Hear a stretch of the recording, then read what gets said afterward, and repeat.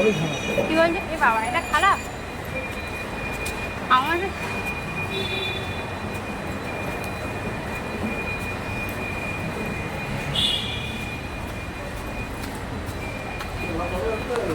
বাবা দেখো এক্সেলেটার খারাপ, এক্সেলেটার খারাপ। এই সিঁড়ি বেয়ে এখনো যেতে হবে আর একটা সিঁড়ি।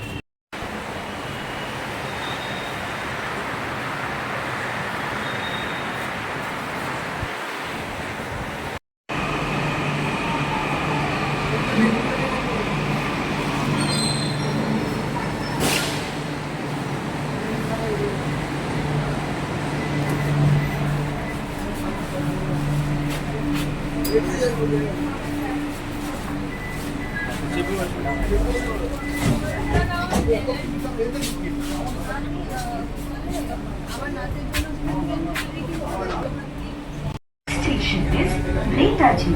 For Kootghat area, platform is on the left side. দরজা বন্ধ হওয়ার সময় বাধা দেবেন না। बाधा दिले ट्रेन छाड़ते विलम्ब হবে। दरवाजा बंद होने के समय बाधा न डालें।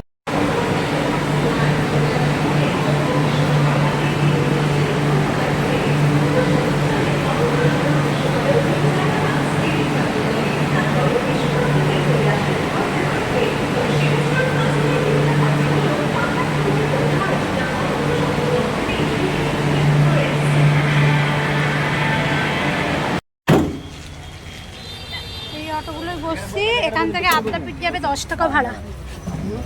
বলছি এই অটোগুলোতে বসছি, আদ্যাপীঠ যাবো 10 টাকা ভাড়া। একদম দক্ষিণেশ্বরের একদম ডাইরেক্ট চলে আসা, মেট্রো থেকে নেমেই এই অটো। এটা তোমার দক্ষিণেশ্বর নিয়ে যাবে 10 টাকা ভাড়া। আর যদি রিক্সাতে যাও, রিক্সাতে হচ্ছে 20 টাকা ভাড়া। অটো করে নেমে গেলাম, এইবার এই ধরে যাবো। এটা হচ্ছে অটো, এখান থেকে আর যাবে না, এই দিকে ধরে যাব, এই রাস্তাটা ধরে যাবো আদ্যাপীঠ। অনেকদিন বাদে বেরোলাম, না বেরোলে চলার পথ থমকে যাচ্ছে। আর তোমাদের পাশে থাকা চাই, তো আজ আমি ঘুরে দেখাবো আদ্যাপীঠ মন্দির, তো মায়ের মন্দির।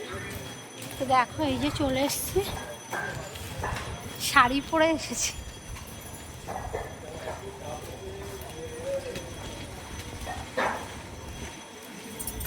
এই যে ধরে যাচ্ছি, তো চলো দেখতে থাকো, সঙ্গে থাকো।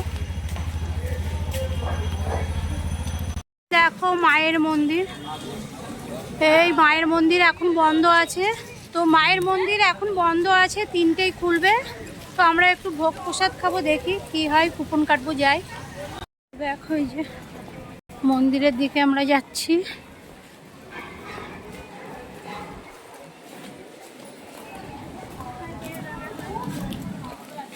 এটা হচ্ছে মায়ের মন্দির, বন্ধ আছে আর বৃষ্টিও হচ্ছে। দেখো এখানে সবাই ভোগ খেয়ে বিশ্রাম নিচ্ছে, রেস্ট নিচ্ছে। এখানে রেস্ট। ও এখানে কুপন পাওয়া যায়। এই তো প্রসাদের কুপন বন্ধ হয়ে গেছে নাকি এই জায়গাটায়? এই জায়গাটায় এটা ওখানে দিচ্ছে। এই যে এখানে চাঁদা বা প্রসাদের কুপন পাওয়া যায় লেখা আছে। তো এই কাউন্টারটা বন্ধ হয়ে আছে, এদিকের কাউন্টারটা খোলা আছে। কটা থেকে কটা পর্যন্ত দেখো সব লেখা আছে। তোমার প্রসাদের কুপন দেওয়া হয় সকাল 8টা হইতে দুপুর 12টা পর্যন্ত, আর প্রসাদ পাইবার সময় 11:45 হইতে দুপুর 1টা পর্যন্ত। কিন্তু এখন বাজে 1:44। এখনো বিভ্রান্ত হবে না, এখনো কুপন পাওয়া যাচ্ছে। আর কুপনের মূল্য দেখো 80 টাকা এক একজনের। তো কুপনের মূল্য হচ্ছে 80 টাকা এক একজনের, আর এখনো কুপন পাওয়া যাচ্ছে। তো 3টে অবধি খাবার দেওয়া হয়। তোমার কুপন যতক্ষণ থাকবে হয়তো ততক্ষণ দেবে, যেহেতু আমরা এত বেলায় এসে কুপন পাচ্ছি। 1:44 কুপন পাচ্ছি, যতক্ষণ থাকবে হয়তো ততক্ষণ কুপন দেবে। কিন্তু প্রসাদ 3টে পর্যন্ত তোমরা পাবে, 3টের পরে গিয়ে আর প্রসাদ পাবে না। ও পাবো কিনা ঠিক নেই, আনতে গেছে, যদি গোবিন্দ কৃপা করে, যদি দয়া করে ঠাকুর অবশ্যই। আর নাইলে হবে না। লম্বা লাইন, এখন 2:24 বাজে, কুপন দিচ্ছে। আমরা লাইনে এতক্ষণ দাঁড়িয়ে আছি, কেউ 2 ঘন্টা, কেউ 1 ঘন্টা, তাতে কেউ একটা মহিলা আমার মাথা খারাপ করে দিচ্ছে। এই যে আলটিমেটলি কুপন পেয়েছি, 80 টাকা করে কুপন নিয়েছে। তো এখানে 2টো কুপন আছে, তো কুপন পেলাম। এখন সময় বলে দিচ্ছি তোমাদের কুপন কটায় পেলাম। 2:28। যেহেতু প্রসাদ দেখলো আগে, যে ব্যাস খাচ্ছিল হবে কি না, তারপরে 2:28-এ কুপন দিল। এখন কুপন দেওয়ার টাইম একদমই না। রাধা রাধা। ঘর এখানে জুতো রাখলাম, 2 টাকা করে নিল জুতো রাখছে। তাই দেখো এইখানে তো জুতো, আমি বললাম এখানে রাখ, কেউ নেয় না, কিচ্ছু হয় না। ওই করতে করতে সারাদিন কাটে, জুতো কেউ নেয়। প্রসাদের লাইনে যাচ্ছে, লাইন এই যে ঢুকে গেলাম। এখন হ্যাঁ তো এখানে এখন সিস্টেমটা হেভি করেছে, হেভি। এখন দারুণ সিস্টেম করেছে। ওখানে বসে, ওখানে বসতে পারবো না, কোথায় বসবো? অন্য একজন যা। আরে কি হয়, ওই এদের পাশে বসবেন তো, যান আগে বলতে হয়। ঠিক আছে, এখানে চলে যান। হ্যাঁ, আর একটু সরিয়ে নিলে ভালো হয় না? হ্যাঁ ঠিক আছে। বাবা অনেক জায়গা রয়েছে গো। হ্যাঁ হেভি।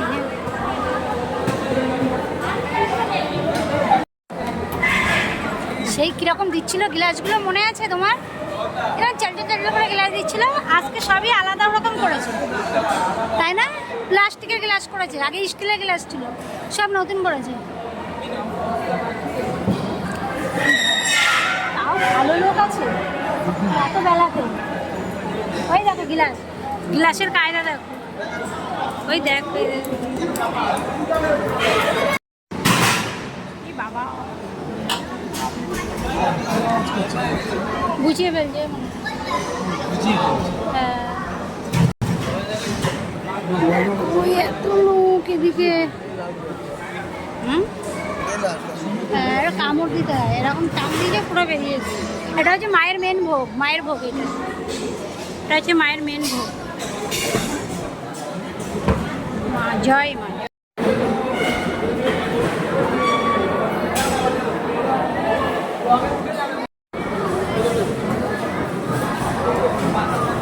জয় মা, জয় মা, রাধা রাধা।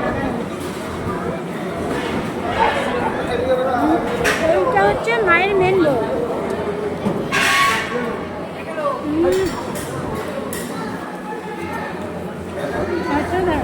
ভালো লাগে না? আমরা কি এখনই রান্না করবো জানো তো?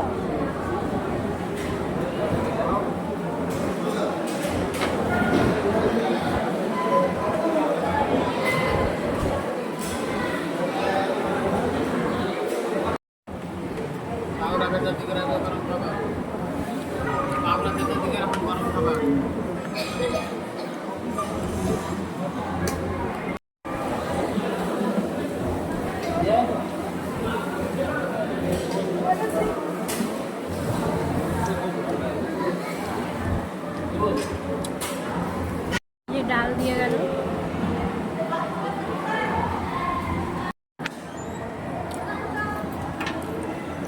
অল্প করে দেবে।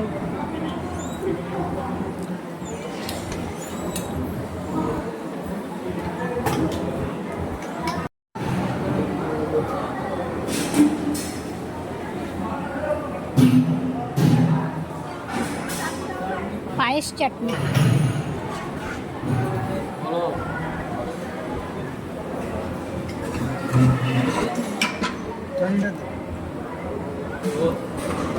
পায়েস একটু বেশি করে দাও, আর একটু দাও। Thank you. যা সুন্দর হয়েছে না, ও অপূর্ব।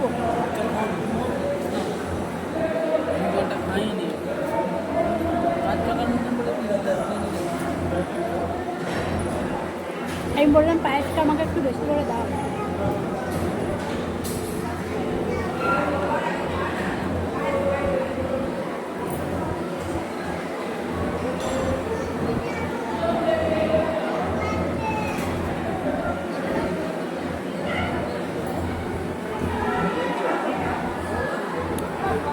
মায়ের ভোগ আদি আলাদা এলাচের গুঁড়ো দিয়েছে বেশি খাওয়া হয়ে গেছে।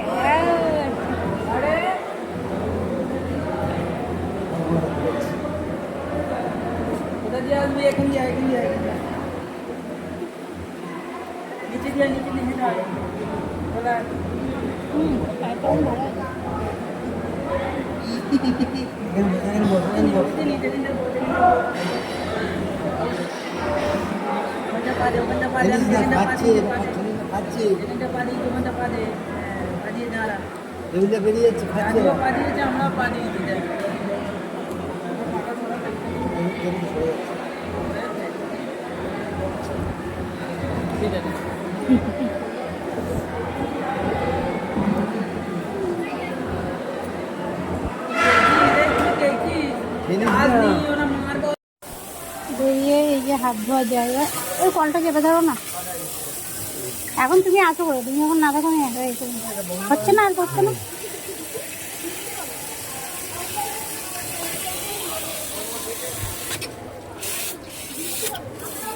এই যে এই রাস্তা দিয়ে এসে ওই দিকটা জেন্টস আছে আর এই দিকটা লেডিস টয়লেট।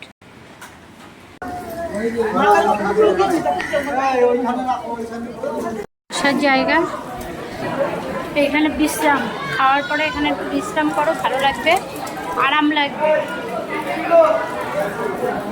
দক্ষিণেশ্বরের আদ্যাপীঠ হলো ভারতের পশ্চিমবঙ্গ তথা সমগ্র ভারতীয় উপমহাদেশের একটি অত্যন্ত জাগ্রত। তো চলুন, আমরা আজ গেছিলাম আদ্যাপীঠ।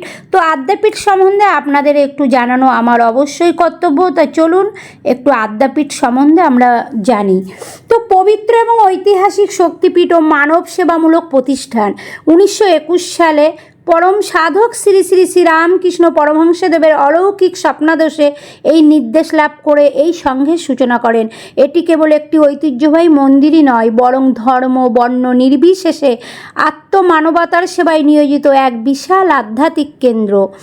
আদ্যাপীঠ প্রতিষ্ঠায় ইতিহাস সম্পূর্ণ অলৌকিক ঘটনায় ঘেরা। এর মূল প্রতিষ্ঠাতা অন্নদা ঠাকুর ছিলেন চট্টগ্রামের রাউজানের সন্তান এবং পেশায় একজন আয়ুর্বেদিক চিকিৎসক। 1915 সালে অন্নদা ঠাকুর প্রথমবার শ্রী রামকৃষ্ণদেবের দিব্য দর্শন ও স্বপ্নাদেশ পান।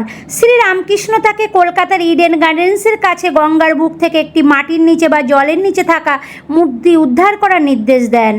নির্দেশ মতো কলকাতার বাবুঘাটের কাছে গঙ্গা থেকে কোষ্টি পাথরের একটা অনন্য সুন্দর আদ্যা মায়ের মূর্তি উদ্ধার করা হয়। এই মূর্তিটি পরবর্তীতে আদ্যাপীঠের মূল উপাস্য দেবী হিসাবে আত্মপ্রকাশ করে। পরবর্তীতে 1928 সালে 31শে জানুয়ারি 17ই মাঘ 1334 বঙ্গাব্দ দক্ষিণেশ্বর গঙ্গার অনাতি দূরে 14 একর জমির ওপর এই সংঘের ভিত্তিপ্রকার স্থাপন করা হয়। দীর্ঘ প্রতীক্ষার পর 1961 সালের মকর সংক্রান্তির দিন শ্বেত পাথরের এই রাজকীয় মন্দিরের দ্বার উদ্ঘাটন করা হয়। রাধা রাধা। আদ্যাপীঠ মন্দিরের মূল আকর্ষণ হলো এর শ্বেত পাথরের তৈরি গর্ভগৃহের ত্রিমাত্রিক বা 3 স্তরের বেদি আছে। এই বেদিটি সনাতন ধর্মের বিবর্তন ও মানব জীবনের আধ্যাত্মিক উত্তরণকে নির্দেশ করে। রাধা রাধা। তো দেখো, বেদির সবচেয়ে নিচে বিরাজ করছেন শ্রী শ্রী রামকৃষ্ণ পরমহংসদেব।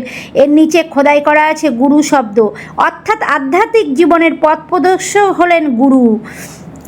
এর ঠিক উপরে বিরাজ করছেন অষ্টধাতুর তৈরি আদ্যা মা, যা আসল কোষ্টি পাথরের মূর্তির আদলে তৈরি। মূর্তির নিচে খোদাই করা আছে জ্ঞান ও কর্ম। আহা।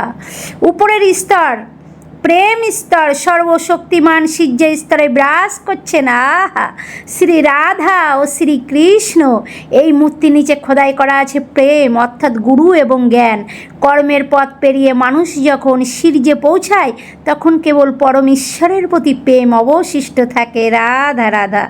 রাধা রাধা।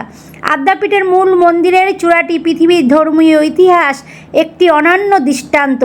অন্নদা ঠাকুরের নির্দেশনায় মন্দিরের চূড়ায় পৃথিবীর প্রধান প্রধান ধর্মের প্রতীকগুলো একসঙ্গেই খোদাই করা হয়েছে।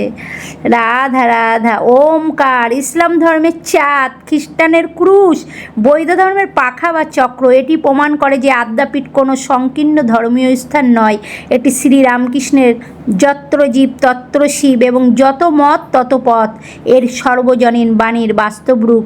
তো আপনাদের কিছুটা শোনালাম। তো আজকের মতন ব্লগ এতটুকুই। চলো টাটা, দেখা হচ্ছে নেক্সট ব্লগে।